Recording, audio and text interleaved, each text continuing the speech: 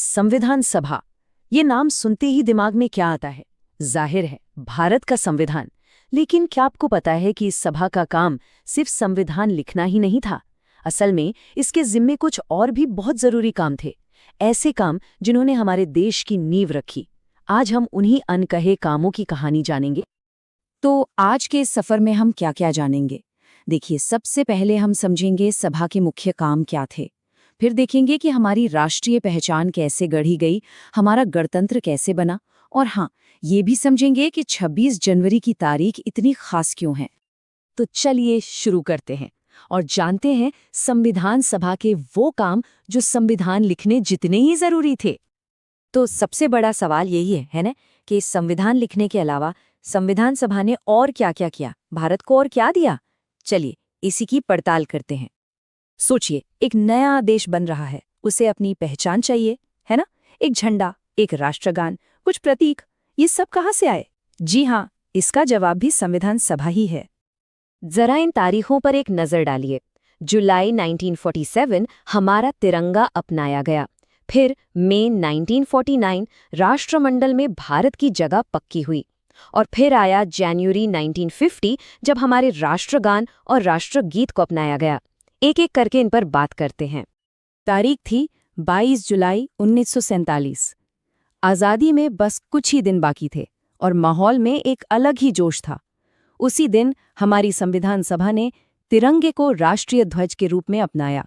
ये सिर्फ एक झंडा नहीं था, ये एक आज़ाद होने वाले राष्ट्र की पहचान थी, उसका गौरव था। अब आता है मई 1949 और एक और बड़ा, बल्कि कह सकते हैं कि एक मुश्किल फैसला। सवाल ये था कि क्या आज़ाद भारत को कॉमनवेल्थ ऑफ नेशंस का हिस्सा बनना चाहिए, वही कॉमनवेल्थ जिसका मुखिया ब्रिटिश क्राउन था। ये फैसला भारत की विदेशी नीति और दुनिया में उसकी जगह तय करने वाला था। अब जाहिर सी बात है, कई लोगों को ये डर था कि कहीं एक नई तरह की गुलामी तो नहीं। लेकिन तब जवाहरलाल नेहरू ने सभा में साफ साफ कहा था कि ये सदस्यता पूरी तरह हमारी मर्जी पर है और भारत जब चाहे इसे छोड़ सकता है। ये एक बहुत बड़ी बात थी। फिर आई 24 जनवरी 1950 की तारीख, जिस दिन भारत को कह सकते हैं अपनी आधिकारिक आवाज मिली।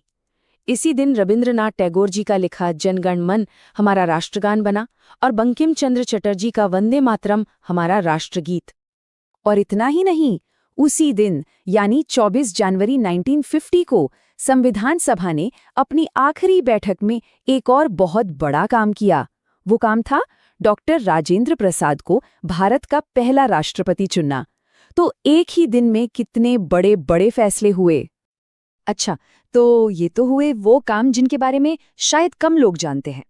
अब आते हैं उस सबसे बड़े और महान काम पर जिसके लिए संविधान सभा को आज पूरी दुनिया में जाना जाता है, और वो है भारत का संविधान। 2 साल, 11 महीने और 18 दिन। सोचिए, इतना लंबा वक्त लगा दुनिया का सबसे बड़ा लिखित संविधान बनाने में। ये सिर्फ दिन महीने नहीं थे, ये एक नए राष्ट्र के सपनों को, उसकी उम्मीदों को कागज पर उतारने का एक लंबा और मुश्किल सफर था। और ये काम ऐसे ही नहीं हुआ। हमारे संविधान निर्माताओं ने कोई एक दो नहीं, बल्कि दुनिया के 60 देशों के संविधानों को पढ़ा, परखा और समझा। मकसद सिर्फ एक था कि भारत के लिए जो भी बने वो सबसे अच्छा हो। और इस पूरे काम में खर्च कितना आया? उस जमाने में 64 लाख रुपए।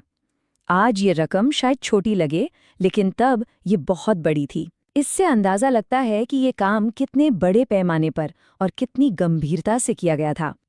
चलिए अब इस कहानी के सबसे दिलचस्प हिस्से पर आते हैं। एक ऐसा सवाल जो शायद हम सबके मन में कभी ना कभी आया होगा कि हमारा गणतंत्र दिवस 26 जनवरी को ही क्यों मनाया जाता है। यहाँ पर 2 तारीखें हैं और दोनों ही बहुत जरूरी हैं। पहली 26 नवंबर 1949, ये वो दिन था जब हमारा संविधान पूरी तरह बनके तैयार हो गया था। लेकिन दूसरी तारीख है 26 जनवरी 1950, जिस दिन इसे लागू किया गया। तो सवाल सीधा सा है कि जब संविधान नवंबर में ही तैयार था, तो फिर उसे लागू करने के लिए पूरे 2 महीने का इंतजार क्यों? क्या वजह थी इस देरी की?